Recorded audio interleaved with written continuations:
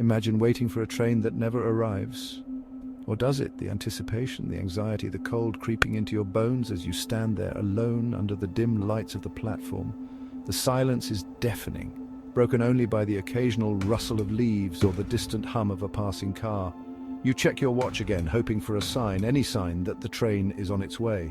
The rain poured down in sheets as Daniel stood on the empty train platform, his breath misting in the cold night air. Each drop felt like a tiny needle against his skin, soaking through his clothes and chilling him to the bone.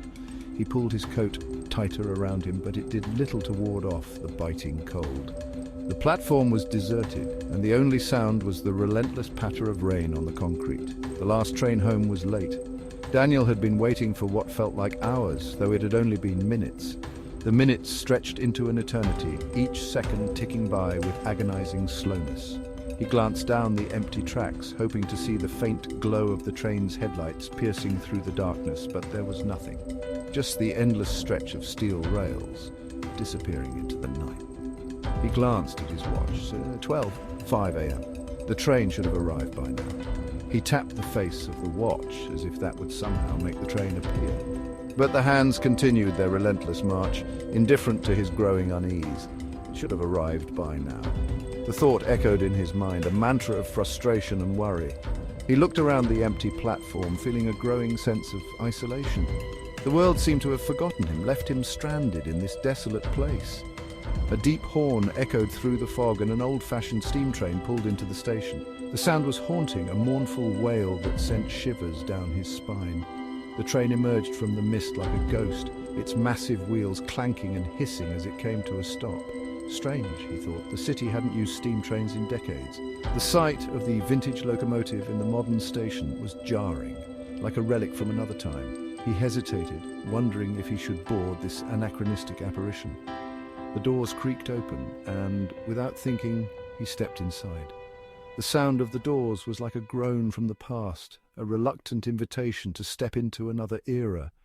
He felt a strange compulsion, as if the train was calling to him, drawing him in. The interior was dimly lit, the seats upholstered in a rich red velvet. The air inside was thick with the scent of old leather and polished wood. A stark contrast to the sterile modern trains he was used to. It was like stepping into a forgotten world, a place where time had stood still. A few passengers sat silently, staring ahead. Something felt off. Daniel sat down hesitantly. The other passengers were unnervingly still, their faces blank and expressionless. He felt a prickle of unease, a sense that he was being watched, though no one seemed to notice him. As the train lurched forward, he peered out the window, expecting familiar city lights. The motion of the train was smooth, almost too smooth, as if it was gliding on air. He pressed his face to the glass, searching for the comforting glow of the city. But all he saw was darkness, an impenetrable blackness that seemed to swallow the train whole.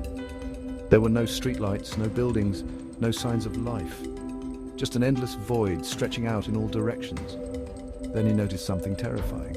His reflection in the glass wasn't his own. The face staring back at him was older, gaunt and hollow-eyed. It was a visage of despair, a ghostly image that sent a jolt of fear through him. It was an older man, pale and gaunt, staring back at him. The eyes were lifeless, the skin stretched tight over the bones. It was a face that had seen too much, endured too much, and it was looking directly at him as if trying to communicate some unspeakable truth. A whisper came from behind. "You shouldn't be here." The voice was barely audible, a breathy murmur that seemed to come from everywhere and nowhere. It was a warning, a plea, a statement of fact. Daniel spun around. The passengers were gone, the seats were empty, the silence oppressive. It was as if they had never been there, as if he had imagined them.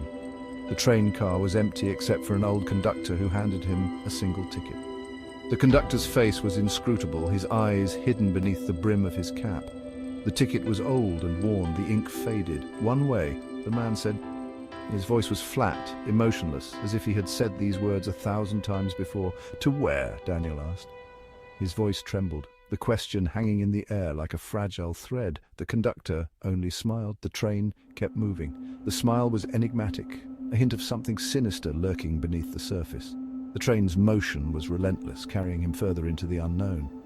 And Daniel never made it home. The realization hit him like a cold wave, a sinking feeling of inevitability. He was on a journey with no return, a passenger on a train that defied the laws of time and space. Sometimes the journey you take is the one you can never return from. The words echoed in his mind, a haunting refrain that would follow him into eternity. The train was a vessel of fate, a conduit to a destination unknown and unknowable. And as the train disappeared into the night, Daniel's fate was sealed, lost to the shadows of a journey that had no end.